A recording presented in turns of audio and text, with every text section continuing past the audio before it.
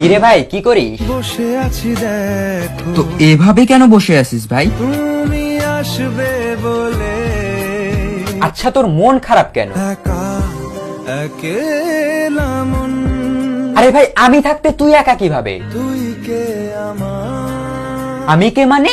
আমাকে তুই ভুলে গেলি? না রে না, ভাই তুই কি তোর লাইফে ভালোভাবে বাঁচতে চাস না? বেঁচে থেকে লাভ কি বল, বেঁচে থেকে লাভ কি মানে?